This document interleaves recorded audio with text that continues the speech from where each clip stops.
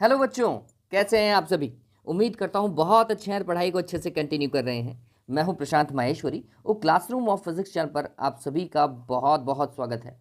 आज की video class में हम फिजिक्स के चैप्टर 13 को डिस्कस करने वाले हैं। चैप्टर का नाम है नाभिक न्यूक्लियस।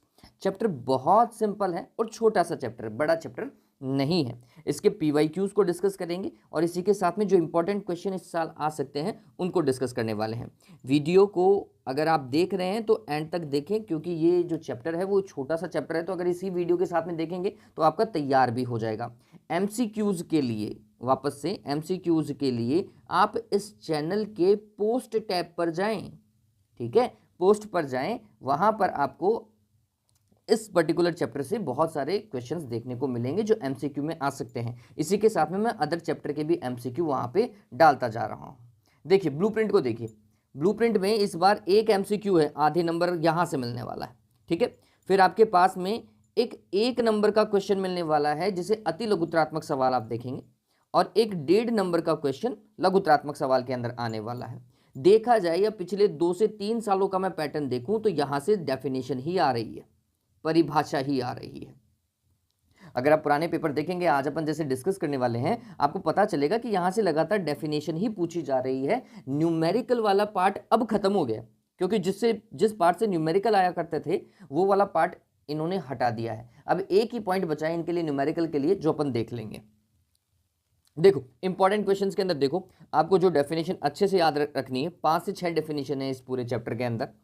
आपको AMU है ना, एटॉमिक मास यूनिट, परमाणु द्रव्यमान मात्रक की परिभाषा ध्यान में रखनी है। इसी के साथ में मास डिफेक्ट, द्रव्यमान क्षति, बाइंडिंग एनर्जी, बंधन ऊर्जा, और पर न्यूक्लियन बाइंडिंग एनर्जी मतलब प्रति न्यूक्लियन बंधन ऊर्जा की परिभाषा भी देखनी है, और उसका फॉर्मूला भी अच्छे से आपको पता होना चाहिए। मैं ये फॉर्मूला जो है वो नीचे लिख दूंगा, तो ये अच्छे से देख लीजिएगा। AMU से एक क्वेश्चन और बनता है, क्या भाई, एक AMU से संबंधित एनर्जी कितनी होती है, ऊर्जा कितनी होती है, आपको पता होना चाहिए। 931.5 मेगा इलेक्ट्रॉन वोल्ट पर C²। आप पर C² को हटा दो क्योंकि उसने ऊर्जा की बात की है, तो मेगा इलेक्ट्रॉन वोल्ट में डाल दीजिएगा। ठीक है, इसी क्वेश्चन को वो ये भी कह सकता है कि 1 ग्राम द्रव्यमान से कितनी ऊर्जा मिलेगी, 1 ग्राम द्रव्यमान से कितनी एनर्जी मिलेगी। फॉर्मूला है E is equals to mc²। m की वैल्यू 1 ग्राम मत रखना बच्चों, 1/1000 रखना, क्योंकि ग्राम को kg में कन्वर्ट करना है ना बच्चों, इसलिए। तो आप इसे लिख सकते हैं 10⁻³ m की जगह 10⁻³ आएगा 1 ग्राम की जगह। और C², C की वैल्यू होती है 3 × 10⁹, और इसका स्क्वायर कर दीजिएगा। ये जो ऊर्जा आएगी वो जूल में आएगी। किस में आएगी? जूल में। तो अगर एग्जाम में इलेक्ट्रॉन वोल्ट में पूछे तो भाग लगा दीजिएगा इलेक्ट्रॉन के चार्ज का। मेगा इलेक्ट्रॉन वोल्ट में पूछे तो 10⁶, और इलेक्ट्रॉन का चार्ज 1.6 × 10⁻⁻19, इसका भाग लगा दीजिएगा, डिवाइड लगा दीजिएगा। लेकिन अगर सिर्फ इतना ही पूछेगी कितनी ऊर्जा प्राप्त होगी, तो यहां तक आंसर सही है आपका। ठीक है, तो यहां ये देख लीजिएगा। फिर आपकी बुक में एक बहुत बढ़िया ग्राफ है, कौन सा? बाइंडिंग एनर्जी पर न्यूक्लियन और एटॉमिक मास नंबर का, है ना। वो कुछ इस तरीके का ग्राफ था, अगर आपको याद हो तो, यूं फिर यूं फिर यूं और यूं। ये तो मैंने बहुत गंदा सा बना दिया इसको, ये कुछ ऐसा था।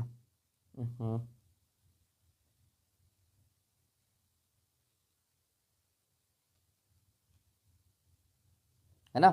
अब इस ग्राफ में थोड़ा ध्यान में रखने लायक बात है, ये वाली चीज इसके छोटे क्वेश्चन में भी बन सकती है कि एटॉमिक नंबर 56 के लिए, 56 के लिए Fe आता है क्या? Fe सबसे ज्यादा स्थायी स्टेबल क्या है? एटम होता है। ये बात ध्यान में रखिएगा, सबसे ज्यादा, प्रकृति का सबसे स्थायी होता है ये। ठीक, क्यों? क्योंकि इसकी per nucleon binding energy maximum होती है। कितनी होती है? इतनी होती है, 8.75 मेगा इलेक्ट्रॉन वोल्ट। तो ये ध्यान में रखने लायक बात है कि यहां से एक छोटा सवाल अगर बनता है इस पॉइंट से, तो वो छोटा सवाल यहां से बनता कि इस प्रकृति का सबसे स्थायी तत्व कौन सा है, आप बोलते Fe। ठीक है, इसकी द्रव्यमान संख्या कितनी है, तो आप बोलोगे 56 है।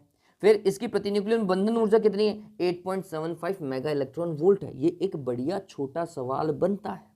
ठीक है, यहां पे ये जो 3 पॉइंट मिलते हैं, एटॉमिक नंबर 4 मतलब हीलियम के लिए, फिर एटॉमिक नंबर 8, फिर एटॉमिक मास नंबर की बात कर रहा हूं, और एटॉमिक मास नंबर 16 ऑक्सीजन के लिए।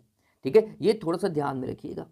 ये वाले पॉइंट ये कौन से हैं? ये वो हैं जिनकी ऊर्जा जो है, प्रति न्यूक्लियन बंधन ऊर्जा, उनके समीपवर्ती नाभिकों से ज्यादा होती है। ठीक है, ये आप पढ़ेंगे ना इस पॉइंट को तो आपको अपने आप पता चल जाएगा। तो प्लीज इस पॉइंट को पढ़ लीजिएगा, इसके 2 से 3 पॉइंट तैयार कर लीजिएगा, ग्राफ को अच्छे से प्रैक्टिस कीजिएगा, ग्राफ को अच्छे से प्रैक्टिस कीजिएगा। ठीक है, फिर 2 डेफिनेशन आइसोटोप और आइसोबार की भी है, समस्थानिक और समभारिक की।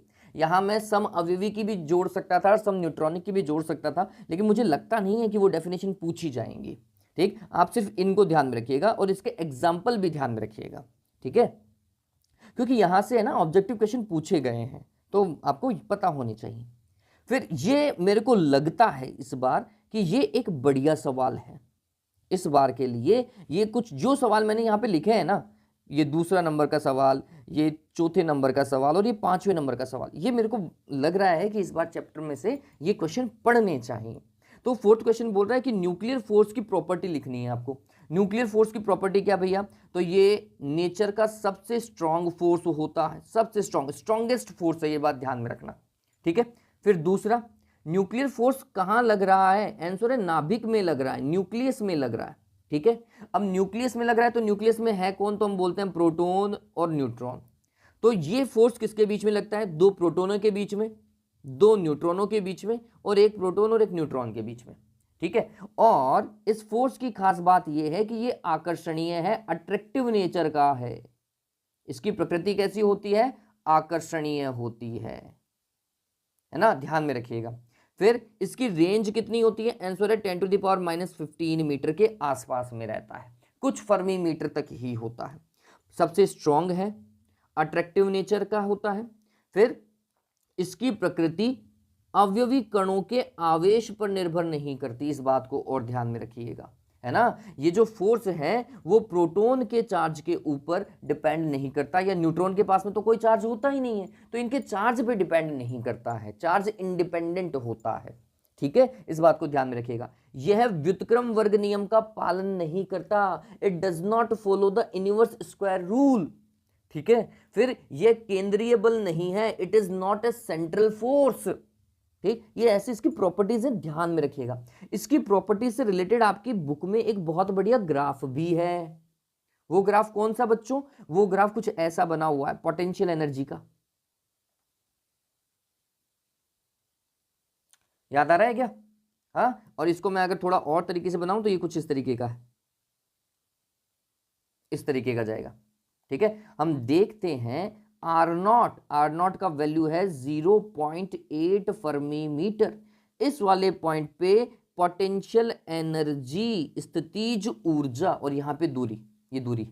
ठीक है, इस पॉइंट पे स्थितिज ऊर्जा जो है वह न्यूनतम है, ऋणात्मक एवं न्यूनतम है, या फिर ऋणात्मक और अधिकतम बोल सकते हो, है ना, या फिर वैसे देखोगे तो न्यूनतम बोलोगे। इसका मतलब यह बताता है कि जब 2 प्रोटोनों या 2 न्यूट्रॉनों या 1 प्रोटॉन और न्यूट्रॉन के बीच की दूरी 8 फर्मी मीटर से ज्यादा है, दूरी 8 फर्मी मीटर से ज्यादा है, तो फिर इसका नेचर होगा अट्रैक्टिव। ध्यान में रखना, ये अच्छा पॉइंट है। और अगर दूरी जो है वो 8 से कम है, लेस देन R0, ठीक है, 0.8 फर्मी मीटर से कम है, तो फिर यही फोर्स रिपल्सिव हो जाता है। रिपल्सिव का मतलब होता है प्रतिकर्षणीय हो जाता है। ठीक है, तो ध्यान में रखिएगा कि ये जो नाभिकीय बल है, न्यूक्लियर फोर्स है, ये प्रतिकर्षणीय कब हो सकता है? जब दूरी 2 न्यूक्लियोनों के मध्य की दूरी R0 से कम हो या 0.8 फर्मी मीटर से कम हो, और अगर 0.8 फर्मी मीटर से ज्यादा है तो ये आकर्षणीय होता है। तो ये ग्राफ ध्यान में रखना, अच्छे से तैयार कर लीजिएगा इस ग्राफ को। ठीक है, चलो फिर इसके बाद में ये एक बढ़िया सवाल है, क्या भाई? Nuclear density is independent on atomic mass number. जो नाभिक का जो घनत्व है ना, वो एटॉमिक मास नंबर पे डिपेंड नहीं करता, इसको प्रूव करो।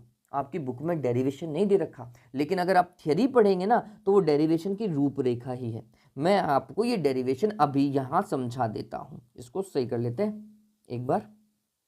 ओके, ठीक है, देखो हम बोलेंगे कि हमें पता है कि नाभिक की जो त्रिज्या होती है ना बच्चों, नाभिक की त्रिज्या रेडियस ऑफ न्यूक्लियस, ये यहाँ पे फॉर्मूला भी लिख रखा है, वो होती है R is equals to R naught A की पावर 1/3।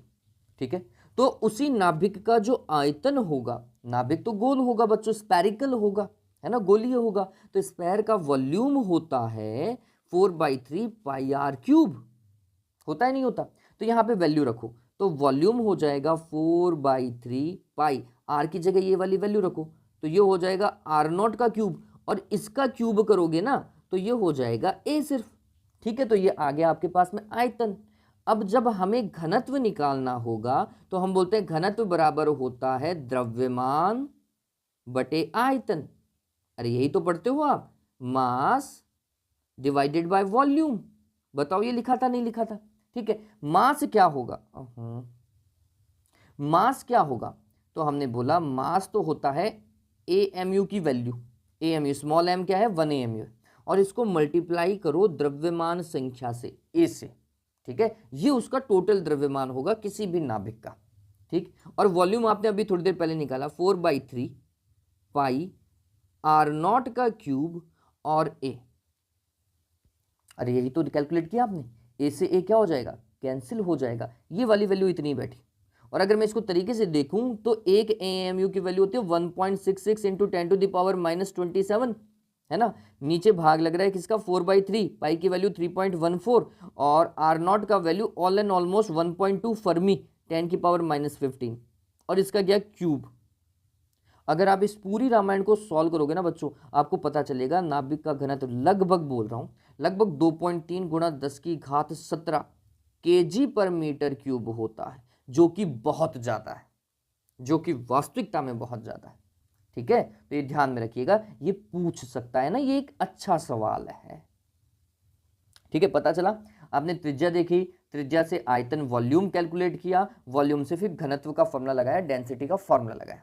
ठीक, ये वाला फॉर्मूला थोड़ा ध्यान में रखिएगा, इससे छोटा सवाल बन सकता है, R is equals to R naught A की पावर 1/3। ये एक बढ़िया फॉर्मूला है जहां से छोटा क्वेश्चन बन सकता है। कैसे, आपको बोल दे कि दो न्यूक्लियस का जो रेडियस है उसका अनुपात क्या होगा, तो आंसर है A1 की पावर 1/3 रेशो A2 की पावर 1/3, है ना, त्रिज्याओं का अनुपात ये होगा। ठीक है, अब यहां पे और क्या कर सकता है, वो आपको द्रव्यमान संख्या ही दे सकता है, डायरेक्ट द्रव्यमान संख्या दे देगा कि एक की द्रव्यमान संख्या 27 है और एक की द्रव्यमान संख्या मान लीजिए कुछ 64 है। ठीक है, एक की द्रव्यमान संख्या 27 है, एक की द्रव्यमान संख्या 64 है, तो बताओ इसकी नाभिक की त्रिज्याओं का अनुपात क्या होगा। तो हमने बोला 27 का 1/3 और 64 का 1/3। 27 का 1/3 होगा 3 और 64 का 1/3 होगा 4, तो 3:4 त्रिज्याओं का अनुपात होगा, होगा नहीं होगा। ठीक है, या फिर आपको ए ही दे दे और आर नॉट बोल दे कि आर नॉट की वैल्यू इतनी 1.2 इंटू 10⁻−15, तो आर कितना होगा आपको सॉल्व करना आना चाहिए। ठीक है, चलिए द्रव्यमान क्षति मैं आपको बोलूंगा for a safer side, safer side के लिए बोल रहा हूं, हालांकि इससे न्यूमेरिकल नहीं आना चाहिए, कैलकुलेशन बढ़ जाती है, लेकिन फॉर ए सेफर साइड आपकी बुक में पीछे की तरफ जो क्वेश्चन है ना वहां से देख लीजिएगा इसका न्यूमेरिकल, एक वहां से एक न्यूमेरिकल इसका तैयार कर लीजिएगा, ताकि आपको पता चले कि कैसे Z क्या होता है, परमाणु क्रमांक होता है Z, ध्यान में रखिएगा। फिर प्रोटॉन का द्रव्यमान कितना होता है, आंसर है 1.00727 AMU, है ना, A-Z कैलकुलेट आना चाहिए आपको। फिर Mn न्यूट्रॉन का द्रव्यमान कितना होता है 1.00866 होता है AMU में। ठीक, फिर ये वास्तविकता में नाभिक का द्रव्यमान होता है। तो ये सभी चीजों का उपयोग करके कैसे द्रव्यमान क्षति निकलेगी और कैसे बंधन ऊर्जा निकलेगी, प्लीज इसका एक न्यूमेरिकल कर लीजिएगा, एक numerical for a safer side, है ना, फॉर ए सेफर साइड। बंधन ऊर्जा का फॉर्मूला मैंने लिख रखा है।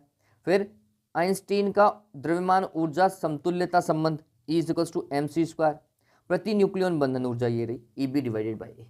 ठीक है, तो ये वो पॉइंट हैं जहां से छोटे छोटे क्वेश्चन भी बन सकते हैं और बड़े क्वेश्चन भी बन सकते हैं। एमसीक्यू के लिए मैंने आपको बता दिया है, मैं आपको पोस्ट के अंदर वो डालता रहूंगा। चलिए पिछले सालों के अगर मैं क्वेश्चन देखूं तो 2020 में नाभिकीय भट्टी से रिलेटेड क्वेश्चन आया था, जो कि इस बार आने के कोई चांसेस नहीं है। फिर एक ये भी नहीं आएगा क्योंकि ये पॉइंट हटा दिया, हालांकि इसे नहीं हटाना चाहिए था, लेकिन अब हटा दिया है तो छोड़ दो।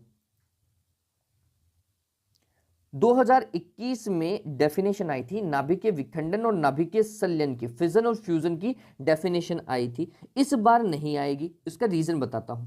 क्योंकि यही क्वेश्चन 2023 में भी आया है और यही क्वेश्चन 2024 में भी आया है। अब लगातार 3 साल, अगर 2025 में भी आ जाता है तो 3 साल तो ऐसा कोई सवाल ही नहीं है जो रिपीट हुआ है ना। आगे पीछे हो सकता है, 22 का 23 में आ गया, हो सकता है, लेकिन 23 का 24 में भी आ जाए, ऐसा नहीं करेगा भैया, कि उनके पास में और कोई सवाल ही नहीं है क्या।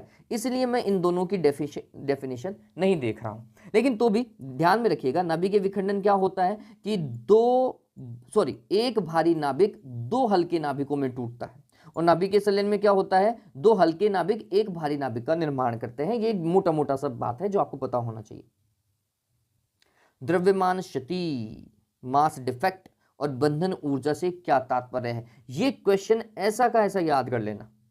मैंने जो आपको बताया था ना, वो डेफिनेशन याद करनी है और वो ग्राफ ध्यान में रखना है। ये वाला क्वेश्चन प्लीज इसे ऐसा का ऐसा तैयार कर लो। बहुत बढ़िया सवाल है, बहुत बढ़िया सवाल है, इसको तैयार कर लीजिएगा, ठीक है। क्योंकि इसमें ग्राफ भी आ गया ना, इसलिए। और इसको छोड़ दो क्योंकि ये अब सिलेबस का पार्ट नहीं रहा। फिर रेडियो एक्टिविटी अर्धायु वाला पार्ट भी नहीं रहा। नाभिकीय बल के कोई 3 गुण मैंने बोला था, मेरे को लग रहा है कि ये सवाल बनना चाहिए इस बार, ये एक बढ़िया सवाल बनेगा इस बार। देखो मैंने बोला था 2023 में भी ये क्वेश्चन आया, नाभिकीय संलयन, नाभिकीय विखंडन, द्रव्यमान क्षति आया है, और मेरे को लगता है इस बार द्रव्यमान क्षति आधे नंबर में नहीं, 1 नंबर का जो सवाल है वो वहां बैठ जाना चाहिए, ठीक है। रेडियो एक्टिविटी श्वेता का नियम सिलेबस का पार्ट नहीं है। आइंस्टीन का 2024 में E=mc², आइंस्टीन का एनर्जी इक्विवेलेंट है ना, मास एनर्जी इक्विवेलेंट रिलेशन है। फिर ये क्वेश्चन अच्छा था, वे परमाणु जिनके परमाणु क्रमांक समान है, मतलब Z की वैल्यू सेम है, द्रव्यमान संख्या A क्या है, डिफरेंट है। अगर द्रव्यमान संख्या अलग अलग है और परमाणु क्रमांक समान है तो वो समस्थानिक होते हैं, है ना, आइसोटोप्स होते हैं, ये बात ध्यान में रखना। और अगर द्रव्यमान संख्या सेम है और ये परमाणु क्रमांक अलग अलग है तो फिर वो होंगे संभारिक, फिर वो क्या होंगे, संभारिक, आइसोबार्स होंगे, है ना, ध्यान में रखिएगा। ये नहीं आएगा। चलो मॉडल पेपर देखो, मॉडल पेपर में ये क्वेश्चन आया हुआ है कि नाभिकीय संलयन में आप सभी को पता है 4 हाइड्रोजन मिलकर के एक हीलियम का निर्माण करते हैं, कितनी ऊर्जा मुक्त होती है, 26.7 मेगा इलेक्ट्रॉन वोल्ट, इतनी एनर्जी बाहर निकलती है। अब अगर मैं इसी से रिलेटेड एक क्वेश्चन देखता हूं तो नाभिकीय विखंडन ध्यान में रखना, न्यूक्लियर फिजन ध्यान में रखना, फिजन में इससे रिलेटेड क्वेश्चन बता रहा हूं मैं कि अगर ये आया है तो इसके एक समांतर में एक क्वेश्चन और क्या बन सकता है, पैरेलल में एक क्वेश्चन, न्यूक्लियर फिजन में जब यूरेनियम टूटता है बेरियम और क्रिप्टॉन के अंदर या जिनॉन के अंदर भी, आप मान लीजिए कई बार जिनॉन में भी टूटता है, तो जब यूरेनियम टूटता है तो कितनी एनर्जी मिलती है, 200 मेगा इलेक्ट्रॉन वोल्ट, ध्यान में रखना। एक यूरेनियम के टूटने से इतनी एनर्जी मुक्त होती है, और 4 हाइड्रोजन मिलकर के जब हीलियम बनाते हैं तो 26.7 मेगा इलेक्ट्रॉन वोल्ट मिलती है, ठीक है। ये डायग्राम जो है वो प्रिंट गलत हुआ है आपके उसमें, लेकिन क्वेश्चन था एएमयू को डिफाइन कीजिए, अच्छा सवाल है, बन सकता है। परमाणु द्रव्यमान मात्रक की परिभाषा आपको देनी है। परमाणु द्रव्यमान मात्रक होता क्या है, 1 एएमयू क्या होता है बच्चों, हम बोलते हैं कार्बन 12 जो परमाणु है इसके द्रव्यमान का 1/12वां भाग जो होता है वही एएमयू होता है, जिसका मान जो है वह 1.66 गुणा 10⁻⁻27 किलोग्राम के तुल्य होता है, ठीक है। चलो फिर नाभिकीय विखंडन और संलयन में कोई 2 अंतर हालांकि नहीं आना चाहिए, लेकिन तो भी अगर आ जाता है तो ध्यान में रखिए, विखंडन प्रक्रिया में एक भारी नाभिक 2 हल्के नाभिकों में टूटता है ना। हैवी न्यूक्लियाई जो है वो 2 लाइटर न्यूक्लियाई के अंदर क्या होता है, डिवाइड हो जाता है, डिसइंटीग्रेट हो जाता है। जबकि नाभिकीय संलयन में 2 हल्के नाभिक या 2 से अधिक हल्के नाभिक मिलकर के एक भारी नाभिक का निर्माण करते हैं, मतलब 2 या 2 से ज्यादा लाइटर न्यूक्लियाई जो है वो एक हैवी न्यूक्लियाई का फॉर्मेशन करते हैं न्यूक्लियर फ्यूजन में, ठीक है। इसके साथ में नाभिकीय विखंडन में कम मात्रा में ऊर्जा, ध्यान में रखना, आप देखोगे सर आप तो यहाँ 200 बोल रहे हो, लेकिन भैया समान द्रव्यमान के लिए, वापस से वर्ड जोड़ रहा हूं, समान द्रव्यमान के लिए नाभिकीय विखंडन में कम ऊर्जा मुक्त होती है, नाभिकीय संलयन में ज्यादा ऊर्जा मुक्त होती है, इस बात को ध्यान में रखना, ठीक है। दूसरा छोटा सवाल भी अगर मैं देखूं तो ये बताइए कि तारों के अंदर या सन में ऊर्जा का मुख्य कारण क्या है, आंसर है नाभिकीय संलयन है, ठीक है, ये थोड़ा ध्यान में रखिएगा। चलो ये क्वेश्चन इतने ही थे, ये चैप्टर छोटा ही है, ज़्यादा बड़ा चैप्टर नहीं है, 2 ग्राफ हैं, प्लीज़ अच्छे से तैयार कर लीजिएगा। उम्मीद करता हूँ आपको पता चल गया होगा। हैव अ गुड डे बच्चों, टेक केयर।